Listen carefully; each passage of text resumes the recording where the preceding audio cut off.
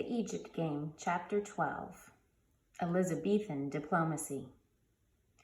When the shapeless, inhuman figure sprang into the middle of the storage yard, the four Egyptians could only clutch each other in panic, too shocked for the moment to even scream. April had just managed to get her mouth open to yell for help, when suddenly Marshall pointed and said, "Look!" A second figure was appearing over the top of the fence. This second invader, who was having some difficulty climbing over the wire at the top of the fence, had a strangely angular look about him. Strangely angular and strangely familiar. And all four Egyptians' frozen fear boiled at once into a choking mixture of anger and relief. In April, it overflowed in stuttering sputter. You dirty finks!" she yelled. On top of the fence, Toby finally managed to get his boxy legs free of the barbed wire. He jumped down, losing his TV head in the process. Then, as the four badly shaken Egyptians turned loose of each other and tried to regain their dignity, the monster and the boxman leaned on each other and choked with fiendish laughter. They laughed, leaning on each other and standing up, bending over as if they were in pain, and finally collapsed, sitting flat on the ground. Then, while the four members of the Egypt gang stared at them in helpless, fuming anger, they just sat there, leaning against each other's backs, still shaking with gradually weakening seizures. "Man, oh man," Toby gasped finally. "I've got to quit laughing. My stomach's killing me." "Sheesh, me too," Ken said. "I'm dying."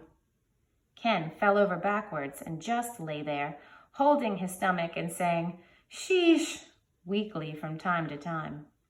But Toby crossed his legs and leaned forward with his chin on one hand and stared at the angry Egyptians.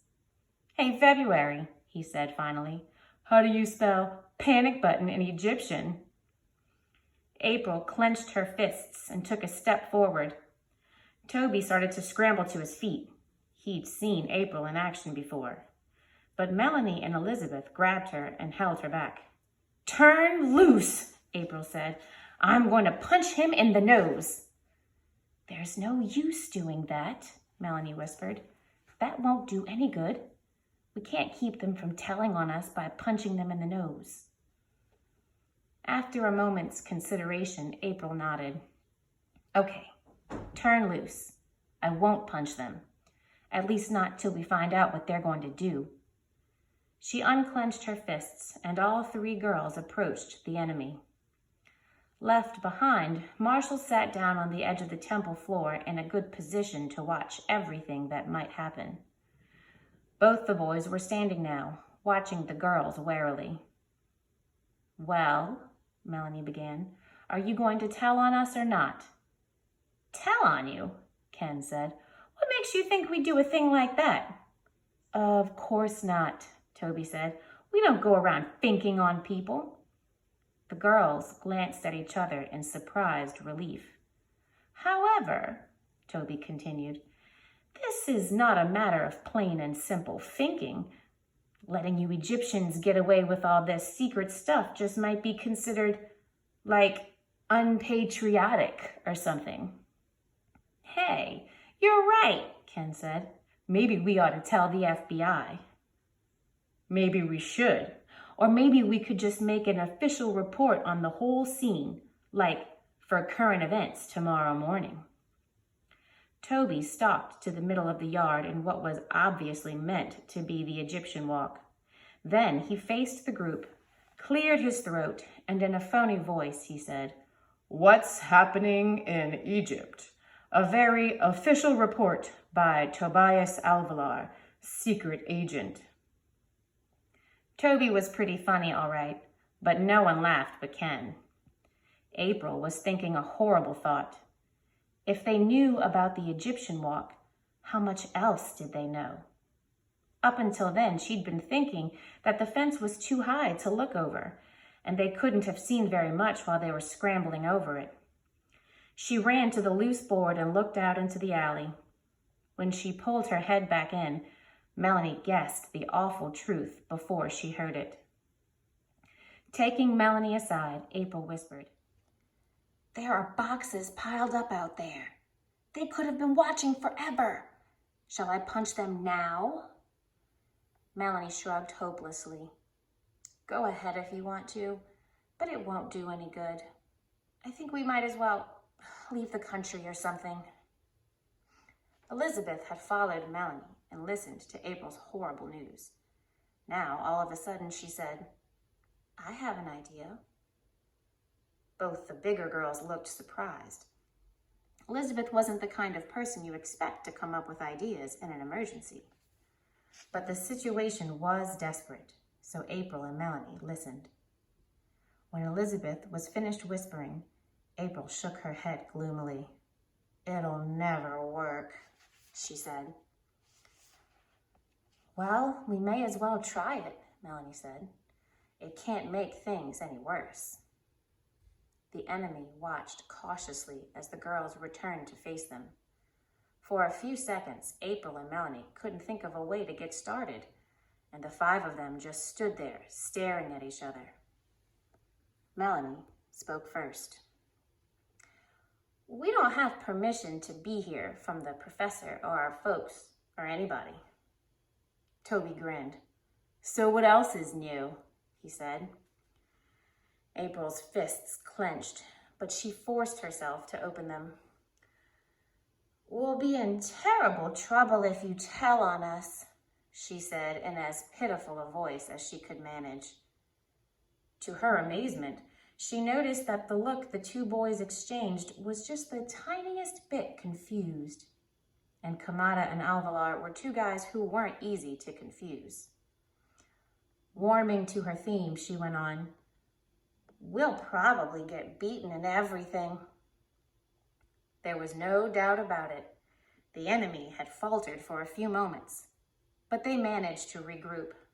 "We're crying," Ken said. "See the tears?" "Yeah, we'll come to your funerals," Toby said. Just then, Elizabeth pushed her way between April and Melanie. Everyone looked at her in surprise. She'd probably never spoken to a 6th grade boy before in her life, but now she looked as if she meant to. "Please," she said in a feathery little voice, "please don't tell on us, and we'll let you play too." April cringed. It was such a corny baby thing to say. She had a crazy urge to grab Elizabeth and drag her out of wisecrack range before she got hurt. But seconds passed and nobody pounced. April unsquinched her eyes. Strangely enough, the boys were looking confused again. More confused than ever. Elizabeth was looking shyly hopeful, like an unspanked puppy. Then Ken blinked his eyes like someone coming to after a whack on the head. "Come on, Tobe, let's get out of here," he said. And then, to no one in particular, "Maybe we won't think on you guys. You never can tell. Maybe we just won't be in the mood for thinking, huh, Tobe?" But Toby only nodded absently. Ken picked up Toby's TV head and jammed it into his hands. "Come on, Tobe," he said. "We've got to get back before my dad misses me." But Toby appeared to be thinking. He nodded again slowly and then walked around the girls to the temple. He looked for a moment at each altar and then around the yard. When he came back, his eyes had a faraway look. "Okay," he said. "Okay, we don't rat, and we get to join the game. Is it a deal?" "Join the game," Ken said. "This game? Are you kidding? We could make a deal about using the yard, like for..." He paused and glanced around. "Foursquare or handball or something, but..." He caught a glimpse of Toby's face and his voice trailed off. Toby was lit up like a pinball machine. Ken shrugged philosophically. "Okay," he said, "so we're Egyptians. It figures." From then on, things happened fast. Toby made everybody take a solemn oath not to tell where they'd been, even if they'd been missed and people started asking questions. Then there was a brief crisis over getting Toby out of the yard. He wouldn't fit through the hole in the fence with his boxes on, and the big box the boys had used for climbing over was too big and heavy to throw into the yard. He couldn't take his costume off because he didn't think he could get back into it without his dad's help, and it wouldn't be wise to rejoin the trick-or-treat group in pieces. Finally, he lay down on the ground and had everybody stomp on him, more or less gently. Less in the case of April, who was still mad, until the boxes were flattened enough to squeeze through the hole. Afterwards, they tried to square him back up, but he never did look quite the same. As soon as they'd carried off the boxes the boys had piled up to climb on, they started off after the trick-or-treat group. Fortunately, Ken knew the line of march, and since they didn't stop at any houses, it wasn't too long until they caught up. They even had time to collect a few more treats before it was time to go home. But it would have taken more than a few pieces of cheap candy to console April and Melanie. After they got the two smaller kids uncostumed and sent home, they sat on April's bed and stared at each other gloomily. "What are we gonna do?" April said finally. "We just can't play the Egypt game with those boys there." "I don't see how we can either," Melanie said. "But what else can we do? You know what will happen if we try to keep them out." "We can try to play it anyway. Then, if they're just too awful, I guess we'll have to give the whole thing up." It was a terrible thought. For a few minutes, the two girls contemplated the possibility in mournful silence. At last, in a more cheerful voice, Melanie said, "Well, at least we don't have to give it up yet, thanks to Elizabeth.